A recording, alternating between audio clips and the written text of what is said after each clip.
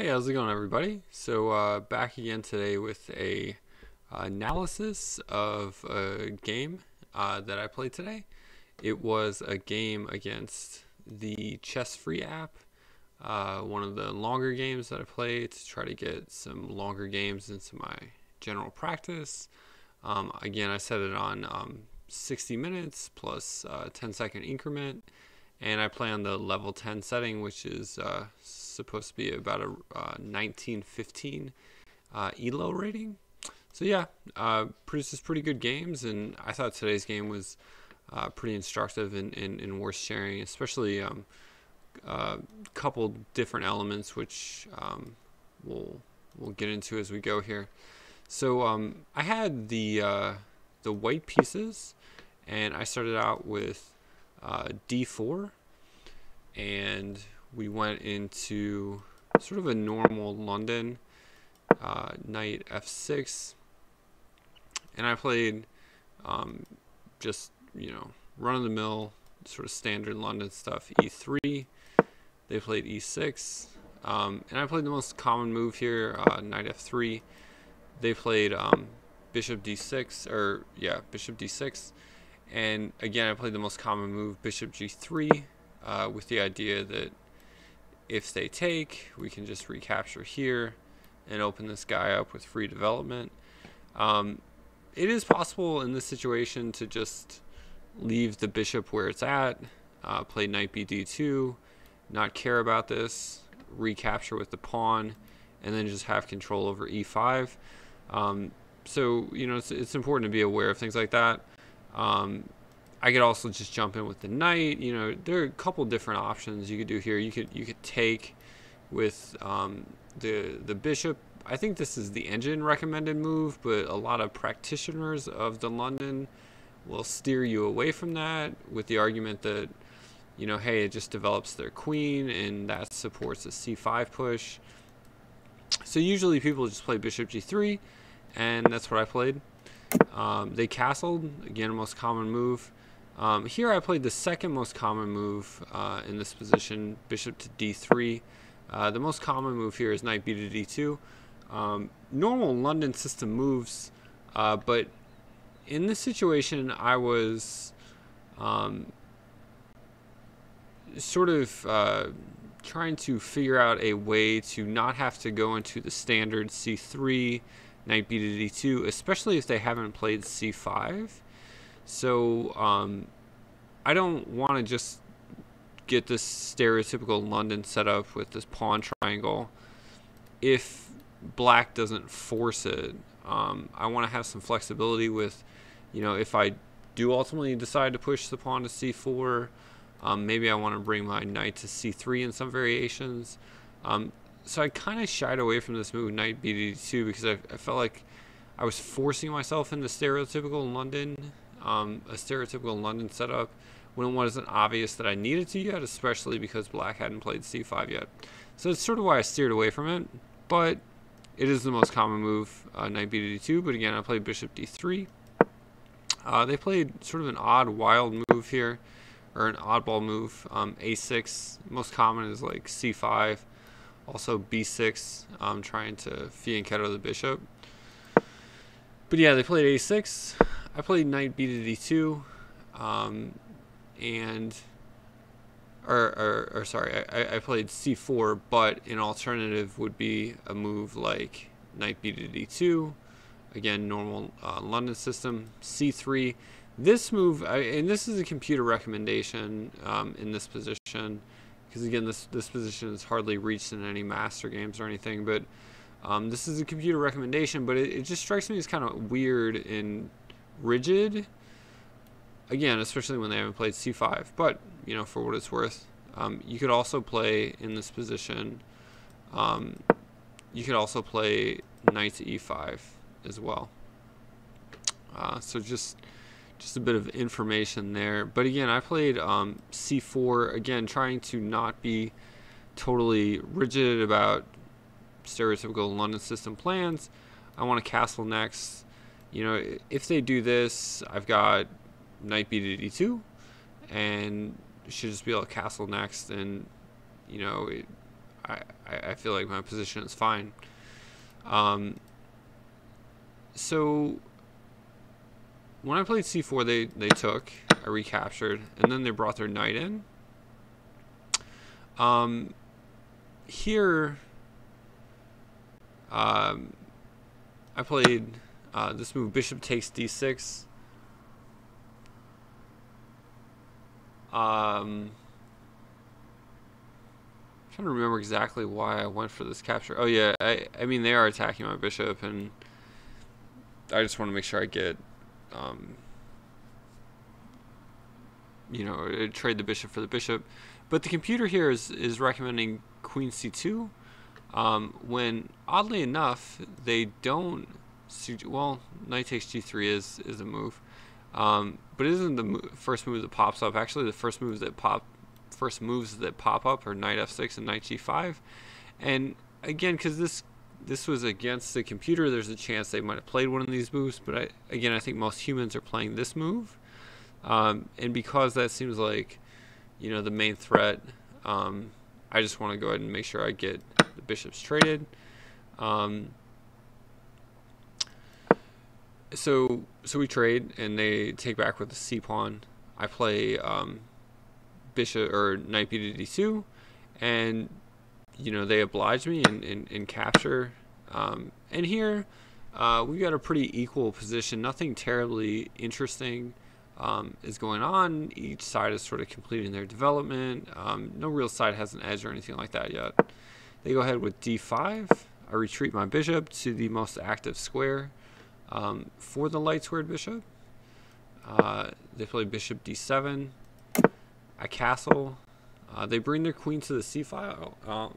They bring their queen to c7. When this happened in the game, I have to say I was pretty pleased to see this move, because just intuitively I don't understand why you want to bring your queen to the c file in this kind of structure. I mean, it's immediately asking, you know, to have a tempo gain move like rook f to c1 or something when it has to move again. So yeah, I mean, I was expecting something more like knight c6, or you know, maybe the bishop coming out here or something like this. So yeah, I mean, I felt pretty decent about that. And here the computer says white has a pretty nice advantage. And this is where I kind of fell into a bit of a plan, or got kind of wedded to a certain plan. So if you look at this structure here, and especially if you look at black's king position, black doesn't have a lot of defenders around their king. And with this bishop here on d3 and this knight here on f3, this is a classic setup for the Greek gift. If you haven't heard about the Greek gift, it's definitely something you want to be aware of. Essentially what happens is, in this case, white takes on h7. The king recaptures. Almost always they have to recapture. It's worse to not. White jumps in with knight g5 check. And often, if black just goes back to g8, assuming white has their queen on this diagonal, white will then bring their queen into h5 and be threatening mate on h7. If they move their rook, you can play queen takes f7 check, and it's just a world of hurt for black. So seeing this kind of position around their king, I wanted to set up possible Greek gift, you know, opportunities. So I wanted to get my queen on this d1 to h5 diagonal. So I played queen e2. I didn't want to play queen d1 and, you know, block up my rooks. And in this move, queen e2 had the merit too, that oftentimes, again, in this kind of pawn structure, black is going to want to just trade their bishop off. This effectively stops that by essentially winning a pawn. So it had that added merit. So I liked it. I thought it was a decent move, and that's what I went for. But computer says here, probably a move like rook ac1, just a very natural developing move, might be a better way to go. But in any case, we have this queen e2, then knight c6 by black. And it just seemed to me that, black had done nothing here to stop my Greek gift threat. And I went over this position, for a while in my head, because if it works, it's the winning move. And based on previous instances that I've had of either the Greek gift working for me or not working for me, different kind of little principles I've come across about sort of when it works and when it doesn't, they seem to apply here. So the big things you want to look out for are you don't want to have some kind of defense on this diagonal, and in some variations you don't want this bishop to be able to come here and block. And I also knew from another case of a failed Greek gift sacrifice that I had done recently, that you got to watch out for this diagonal, because as we'll see in a variation here, black can play f5 and force your queen back possibly, and basically just take it and kill your attack. So everything's set up to where it seemed like it should work. So I went in for it. But as you can see here, the computer says this is a mistake. So we'll see sort of what happened. They took, I take, and they played this move, king to h6. So in my calculation, I knew from just general things about the Greek gift, almost always the best place for the king to go, for black in this case to have the best fighting chance, is for the king to go to g6. It's not to go back to g8, and because of this queen h5 idea, and then just mate threats on h7. And if they go to h6, in a lot of variations there's a bishop on this diagonal, and the knight can just jump knight to e6. Knight takes e6, the bishop will be applying a check. It'll be a discovered check, winning the queen. So in my analysis, I basically just focus on this move prior to going in for the Greek gift. I focus on this move, queen g6, or king to g6. And the idea here was to play the normal move that you play in this kind of setup, queen g4. And this is where I had anticipated this move f5, with the idea that I need to keep my queen lined up with this king so that there are discovered check threats by my knight. But I can't do that here because this queen would just capture it, and that would be the end of the attack. So my thought here was that I could play the move knight takes e6. This is all my previous analysis before actually playing bishop takes h7. This is sort of what I had seen in my head. Knight takes e6. They capture, doubling their pawns. This is a really raggedy structure. I take their queen, threatening their rook and threatening this. They get their rook out of the way, and then I take this. And when I had done the calculation, in this was the main variation I was looking at, and a couple of other variations, I saw this position and I was like, okay, I've got two extra pawns. Their pawns are really raggedy. Their king is just kind of out in the wilderness. I was like, this is a good position for white.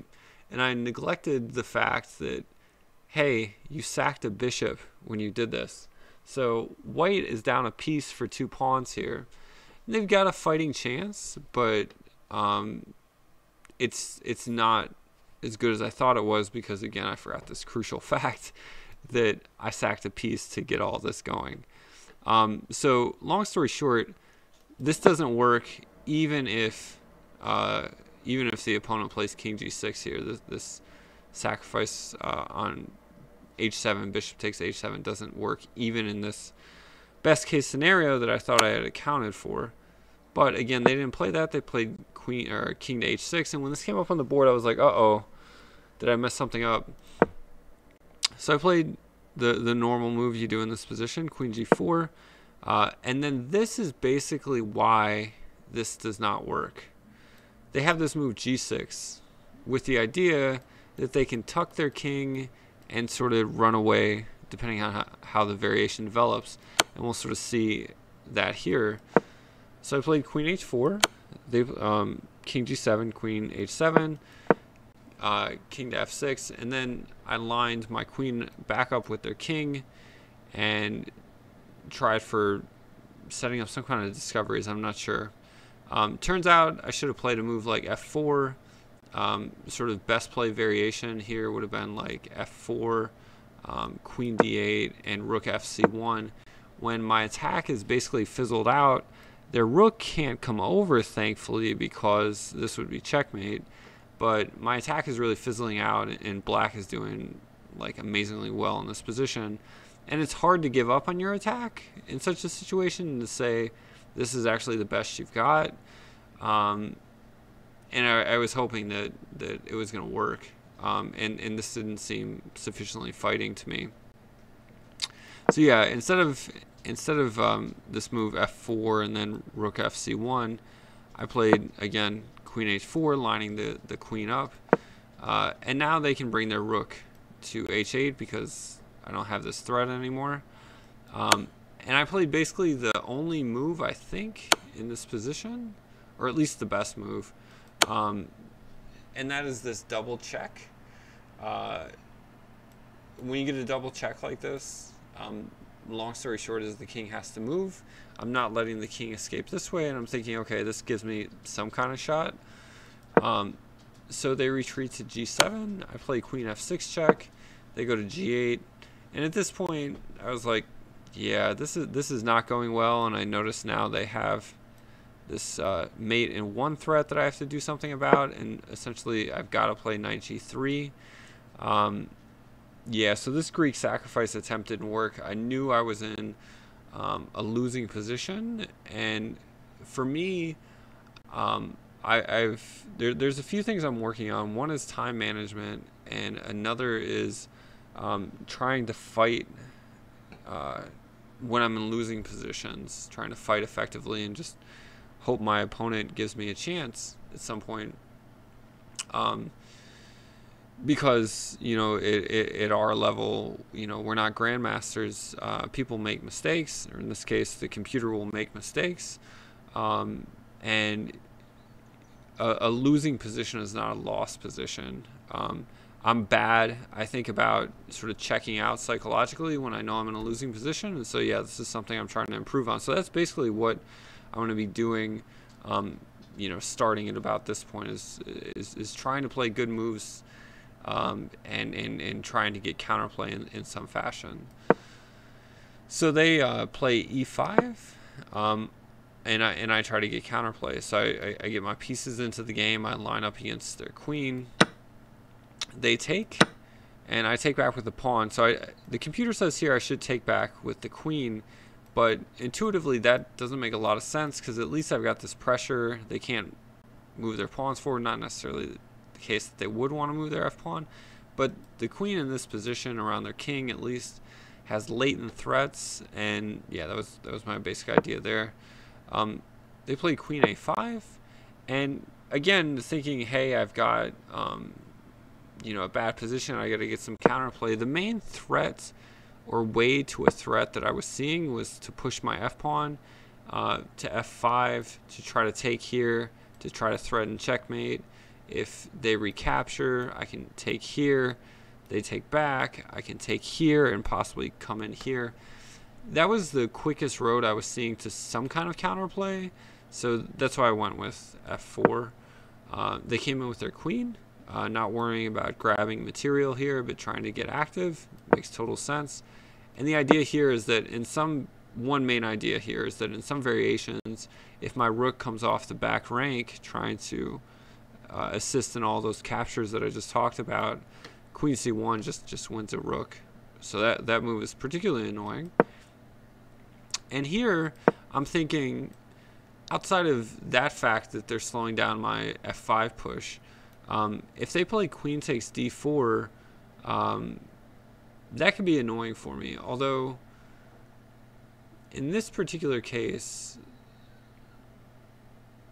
let's say, I think if they played queen takes d4, I'm pretty sure I would have, so yeah, if it was black's move, they play queen takes d4, I would have this, And yeah, and then if they recapture, I could capture here, and if they take here, then I'll just win their queen. So it doesn't quite work there, but this is what I was sort of concerned about. And so maybe given that that was the case, no, computer actually thinks my move is pretty good here. I played rook c to d1 with the idea that I'm protecting this d4 point, and yeah, that was sort of the main idea. They check me here, and importantly with this check, basically the only move I have here is king h1, or the main move at least. I think it's the only move. No, I mean I can pin my rook, which doesn't make a whole lot of sense. But king h1, so that's why I didn't even suggest that. Here they have this. So yeah, this is a really bad position for white. But they didn't take. They brought another piece into the attack. Pretty sure they could have taken at this point. Is this like really bad? Well, it's not bad. Black is still winning, but they have more. So yeah, we could take here. Okay, so this is why this is not so good in this situation. But yeah, so instead of that, they brought their bishop in. And here, I got happy for like half a second. I thought, oh man, maybe I've trapped their queen. But yeah, it was a bit premature. They do have this square. Sorry, whoops. They do have this square. And again, at minimum, they can take here, and we can do that sort of sequence. But yeah, most importantly, they have this square, which is what they did. I played here rook f1, just getting back at them, hitting the queen again.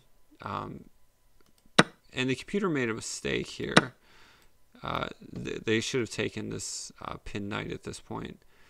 When we would have gotten a line like this, king takes here.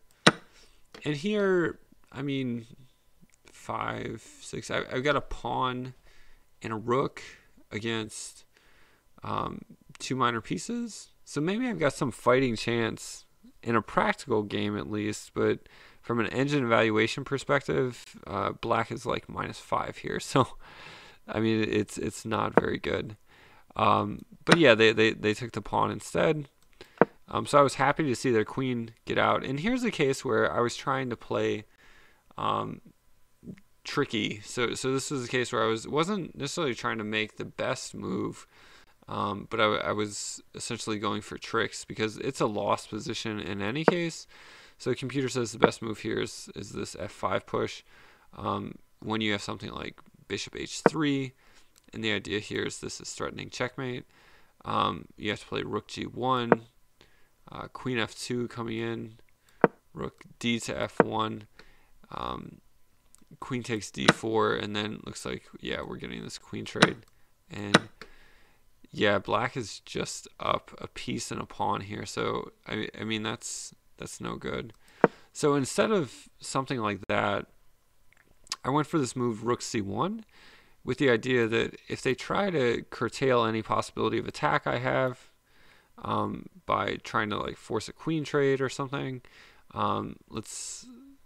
so if they go this way, then here again I have this move, rook takes c6, taking away the defender of the queen.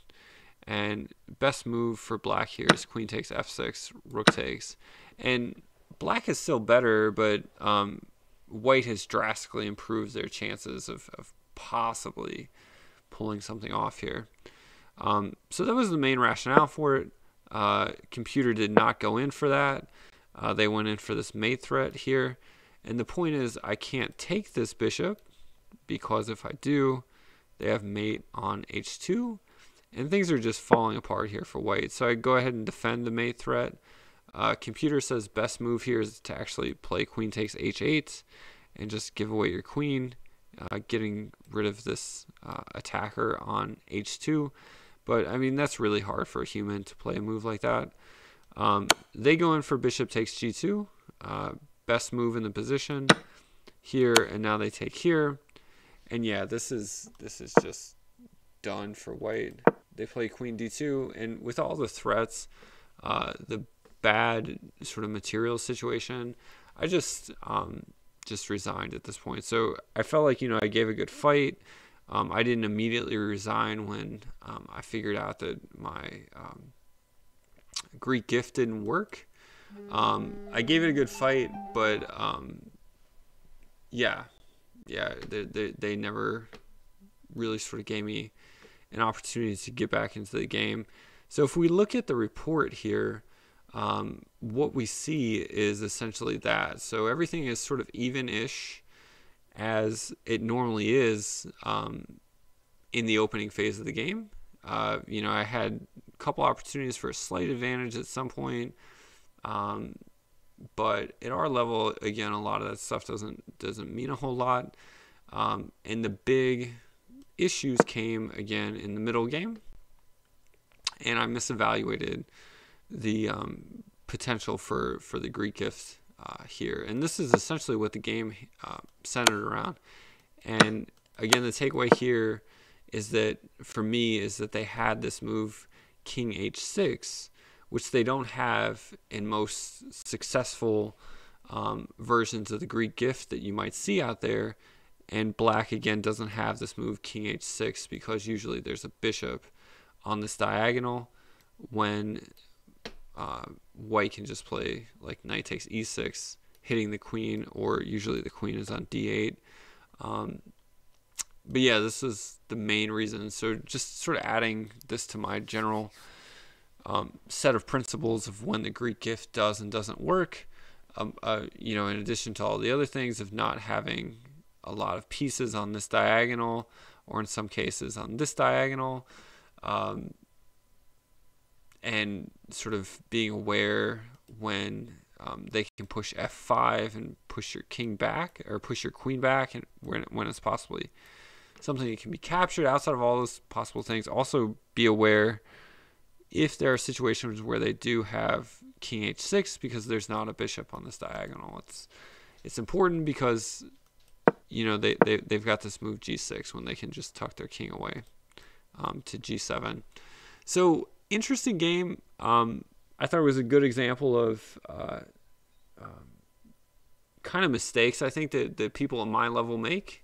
A little bit about something, but you're not overly expert. And you find instructive moments in games like this to sort of add to your toolkit. So in this case, just refining my own understanding of the Greek gift, sort of when it works, when it doesn't. If you guys have any comments or anything, let me know. Just to highlight here, I had 2 inaccuracies and 2 mistakes in the game, no blunders. The computer had 0 inaccuracies and 1 mistake, which was this little blip right here. It wasn't a mistake that really changed the game to the point where I had a chance to get back in it. But yeah, they played with 96.9% accuracy. It was a tough game. It was a good example of the computer showing resilient defense. I'm not sure most humans that I would have played when this move appeared on the board would have defended correctly.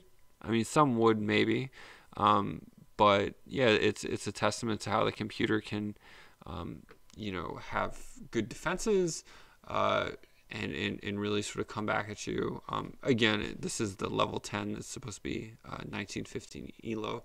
So yeah, let me know in the comments if you guys have any thoughts about the Greek gift, maybe your own like little principles about this is when it works, this is when it doesn't, outside of the very general stuff that you hear if you look at any kind of intro into the Greek gift, but like these little nuances, because it's something I'm trying to refine, and I know it could probably help people out. In any case, probably looking to get back on at it tomorrow with another rapid game or something like that. And until then, we'll see you guys next time. Appreciate it.